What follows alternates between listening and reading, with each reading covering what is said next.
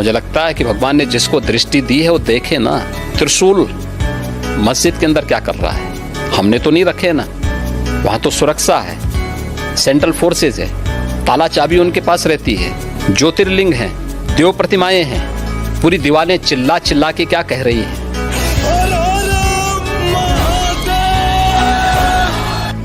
ज्ञानवापी मस्जिद मस्जिद थी और जब तक अल्लाह दुनिया को कायम रखेगा मस्जिद रहेगी। वो लीगल काम हमने पूरा किया है। अब काशी विश्वनाथ ट्रस्ट के ऊपर है कि उसकी पूजा पाठ स्टार्ट। तो 7 दिन के अंदर ये पूजा शुरू हो जाएगी। 7 दिन के अंदर पूजा पाठ। ये कोर्ट ने तय कर दिया कि 7 दिन के अंदर। जी, कोर्ट ने अपने आदेश में लिखा। On 25th January 2024, the Archaeological Survey of India presented its report on Gyanvapi Masjid, revealing that a large Hindu temple existed. The 839-page ASI report says that the western wall of the mosque was part of the destroyed temple, and inscriptions like Devanagari, Kannada, and Telugu were found in the pillars, and there was proof that those inscriptions tried to be destroyed. Proofs like broken Sivalinga, along with terracotta figurines of Shiva, Vishnu, Hanuman, Krishna, and Ganesha were found. Hey there, this is the Sanatan scholar, and we are gonna talk today about the Gyanvapi conflict and meltdowns. The Hindu women litigants in the Gyanvapi case have now approached the Supreme Court. They are demanding that the 10 cellars of the mosque premises that were sealed be reopened. They also want the Archaeological Survey of India to conduct a survey of the shivling-like structure in the Wazu Khana area that had been sealed.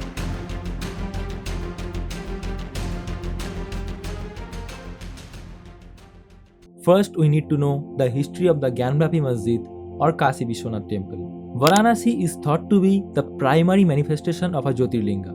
According to the Puranas, Shiva, the Hindu deity associated with destruction, revealed himself as an infinite column of light at this location during a dispute between Brahma and Vishnu regarding their respective supremacy. To trace the origin of the radiant column, Vishnu transformed into a boar and investigated below the ground. At the same time, Brahma, adopting the form of a swan, searched the heavens for the apex of the column.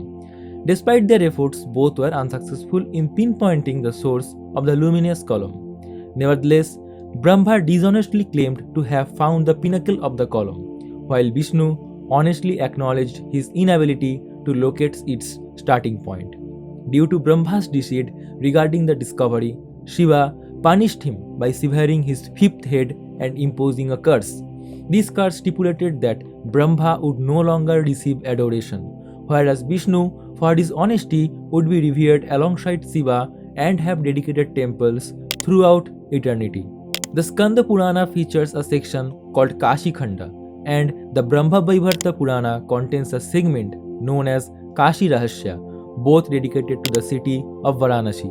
According to the Kashi Khanda, there were 1099 temples, with 513 specifically dedicated to the worship of Shiva. The original Vishwanath temple, initially named the Adi Vishweshwara temple, suffered destruction in 1194 at the hands of the Ghoris when Muizzuddin Muhammad ibn Sam returned to India. This event followed his victory over Jayachandra of Kannauj near Chandwar, leading to the subsequent demolition of the city of Kashi. In a few subsequent years, the Razia Mosque was erected in place of original temple. Around 1230, during the reign of Delhi's Sultan Iltutmish between 1211 to 1266, the temple was reconstructed near the Abhimukuteshwara temple but away from its original location. Unfortunately, it faced another round of demolition either during the rule of Hussain Shah Sarki between 1447 to 1458 or Sikandar Lodi between 1489 to 1517. In 1585, under the rule of Mughal Emperor Akbar, Raja Todarmal reconstructed the temple. However, Orthodox Brahmins decided to boycott the temple because the daughter of Raja Todarmal was married to Islamic rulers.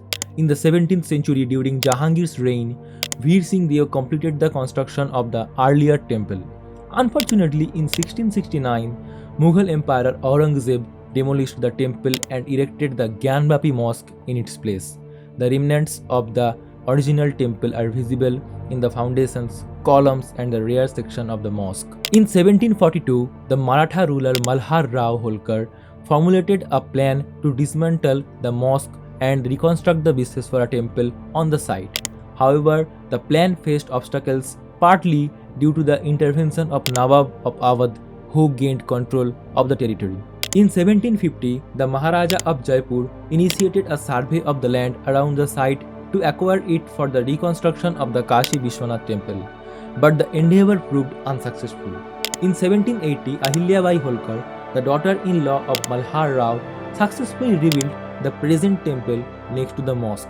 In 1785, responding to Governor General Warren Hastings' request, Collector Muhammad Ibrahim erected a Nawbat Khana in front of the temple. In 1828, Baizabai, the widow of Maratha ruler Daulat Rao Sindhia of Gwalior state, constructed a low-roofed colonnade with over 40 pillars in the Gyanvapi precinct. Between 1833 and 1840, ghats and other nearby temples were built at the boundary of Gyanvapi well. Numerous noble families from various ancestral kingdoms in the Indian subcontinent contributed significantly to the temple's operation. In 1835, Maharaja Ranjit Singh of the Sikh Empire, prompted by his wife Maharani Datar Kaur, donated 1 ton of gold to plate the temple's dome. In 1841, Raghuji Bhonsle III of Nagpur contributed silver to the temple. On May 12, 2022, the Civil Court authorized a video survey of the site, responding to a new plea from 5 Hindu women seeking to worship the Sringar Gauri image on the southern wall. Despite objections from the local Muslim community and accusations of bias made by AIM against the appointed commissioner, the survey proceeded.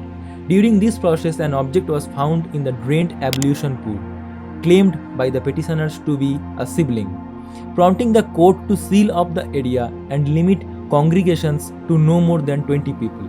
AIM countered that it was a stone fountain, and a few days later approached the Supreme Court of India seeking an indefinite halt to the survey, citing violations of the Places of Worship Act and requesting the removal of all restrictions on the mosque. The Supreme Court did not grant full relief but permitted unrestricted access to the mosque and transferred the responsibility for deciding on the merits to the district court. And after that, the ASI report came out. Now it's time to see some awesome meltdowns regarding this report. This person is saying that he is not acknowledging the report of ASI, which tells that there was a temple before and will not accept the same fate as Babri Mosque. Dear illiterate brother, this report is not made by any random Hindu or any BJP party members. This report is made by the official archaeological survey team, and 2 Muslim members also was present in that team. Do you even know what archaeological survey means? When you have nothing to say logically, then you start acting childish like always. Now this brother is one level up from the previous one, and he is in such pain saying that Muslims should hire an international archaeological survey team. Bro, can you tell me the name of the product you are taking for getting high? I mean, who will fund you guys to hire an international archaeological survey team? Arabs? Oops, but they are also building temples in their country. Thereafter, this guy is telling that ASI is an arbitrary survey of India. If you think, then it is. As the Mughals did to the Hindu temples in their time, now India should do the same to recover its lost civilization. And you asked for who built the temple. Then I mentioned that already in the video. Now this guy saying the ASI report is the same story and same content. For your kind information, if everything goes right, then the result will also be the same. Now it's opinion time. Look, we all know the final verdict is still yet to come. But even if you are not a Hindu, you should think that what you are supporting is correct or legal. Because Gyanvapi does not even need ASI to prove that it was a temple. In the last, here is a bonus meme for you. Enjoy.